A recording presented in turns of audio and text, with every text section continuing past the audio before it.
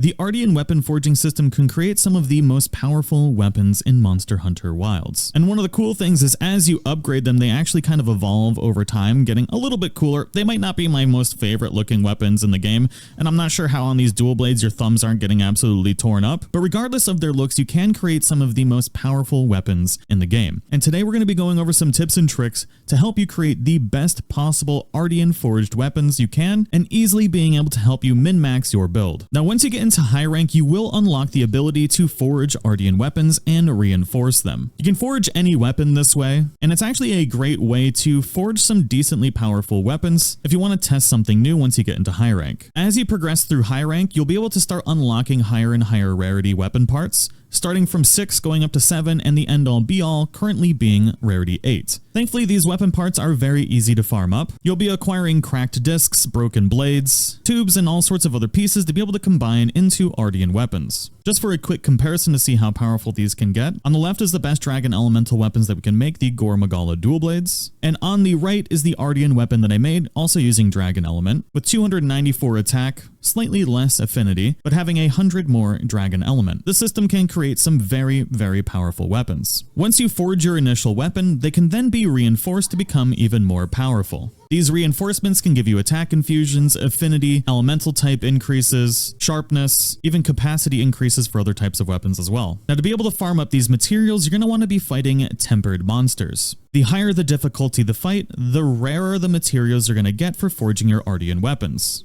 You can see here on this level 5 one, we kind of get these common quality weapon parts, and as we go up in difficulty, the colors will change. So any tempered monster investigation that you do is going to be dropping these Artian weapon parts. Now, the difficulty that you're going to want to be farming up the most is going to be these difficulty 7 and 8 investigations. These are going to be dropping our rarity 7 ancient weapon fragments, and these are what you're going to be using to forge the best possible Artian weapons. And thankfully, some of these investigations do drop quite a few of them.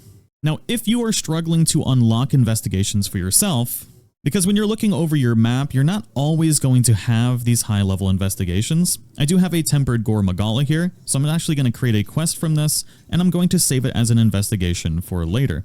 This will allow me to farm this up a few times, which is going to be great. So I recommend periodically looking through your map and checking for these high-level investigations. Now, if you do not have any, what you can do is post and join a quest. You can go to SOS Flare Quests. You can set your target to any, and then you want to set your quest difficulty to either 7 or 8 stars, depending on how your equipment's doing. You really don't want to join somebody else's quest and die, so just keep that in mind. So sort by 7 or 8 stars, and then you're going to set your quest type to investigations. Now, when you do an SOS Flare search, you're going to have all of these different options to be able to join, some of them having quite a few rewards. Just make sure you don't join somebody else's investigation and die a whole bunch of times, completely ruining their day. Now let's get into how to forge the best Artian weapons. We're going to be making some dual blades here, and we're going to be using the rarity 8 versions of these. You'll notice that once we apply a rarity 8 version, all of our other pieces can only be rarity 8. There is no mixing and matching of higher and lower level rarities. And I do really only recommend messing with this system when you're going to be upgrading things with the rarity 8 versions, because that's the only time it's really actually worth it. Now, say if you want to test other weapons, and you really don't want to go out farming monsters to be able to craft them, using the lower level rarities is a great way to be able to test out weapons maybe you've never used before, or just mess around with the system a little bit without consuming your rarity 8 pieces. Now, that being said, I want to make a dragon elemental type. So right now I have a dragon elemental type with an attack infusion. I only have one of these blades available,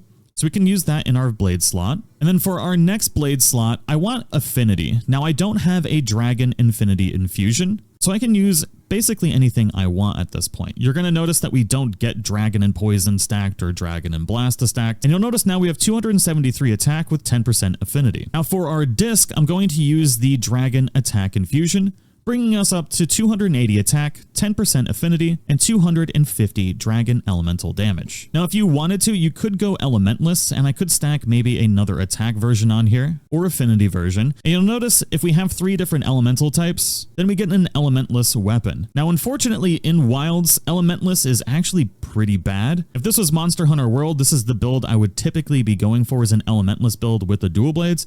But unfortunately in wilds it's actually pretty bad, but the dragon element seems to be really great. It's useful on a lot of the current monsters, and this may change over time. So I'm going to go with the dragon attack infusion, and if I wanted to, I could go for more attack or less affinity by swapping out the different type of blades that I'm using. But since I am using dual blades, I do want that extra affinity, so I'm going to make sure that I have 2 attack infusions and 1 affinity infusion. But this can also change depending on what build you use.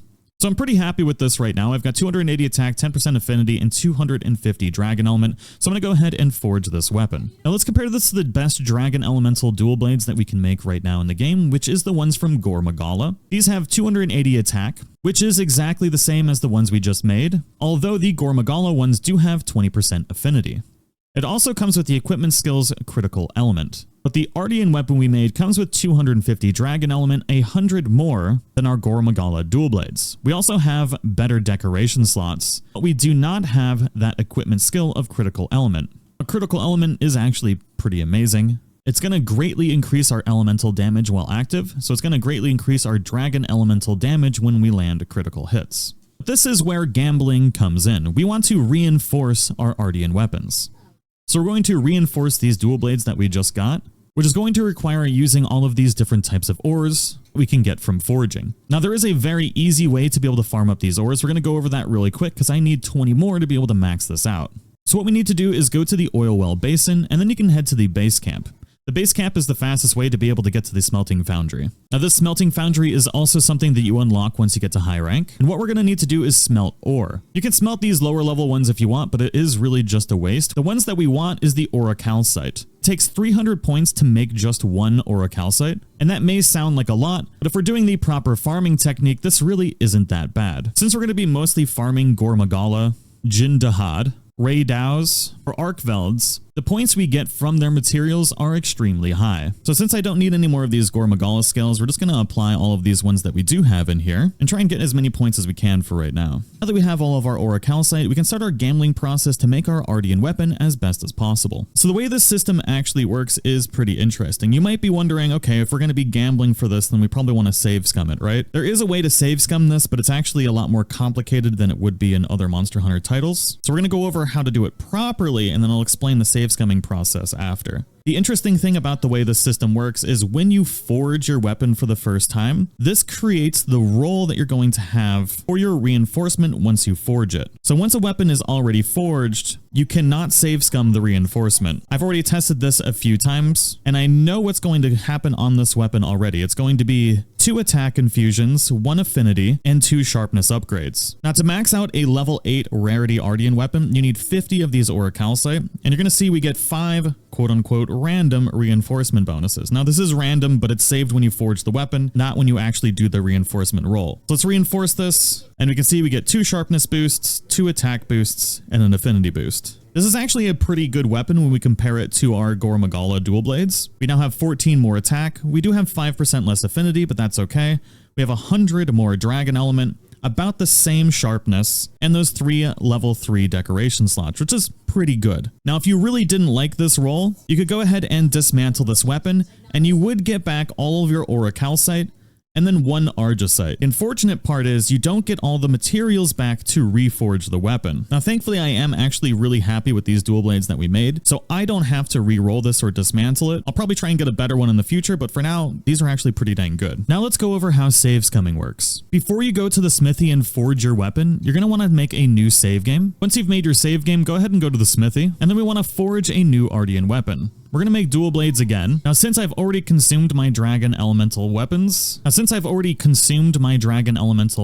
I guess I'm going to try and make a thunder one. So we've got a thunder affinity infusion. And essentially what you want to do for this is if you want to make a specific weapon, then make sure you save those specific parts until you figure out the roll that you want. So we're going to test this right now with our thunder one just to see if we get a really good roll on it. I can get an attack infusion on here. And now we actually have 3 full pieces with thunder on it, which is actually pretty good. You can see see that once we add the third piece, it's only 20 more element, but now we've got 2 affinity effusions and 1 attack on here, giving us 273 attack, 15% affinity, and 270 thunder element. Now, once we hit forge, it's going to then roll the next reinforcement upgrades possible, putting it in the queue. So no matter what weapon or what combination of parts we use, this reinforcement roll is going to be locked in. So let's forge this and let's see what our reinforcement roll is going to be. All right, we're reinforcing our new thunder element weapon. This time we got what I would consider not the best roll. We got 3 elemental boosts and a sharpness boost. Now what we can do is return to the title screen,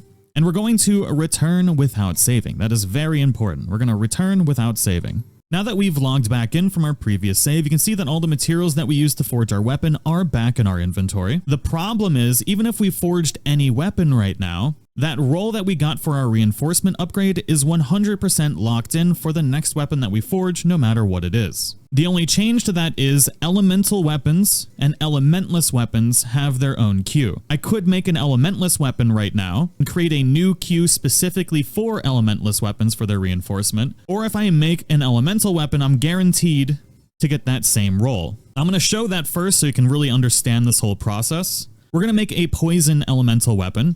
And yes, element and status effects are in the same queue. So that's poison, paralysis, sleep is going to be the same as if it was dragon, blast, etc.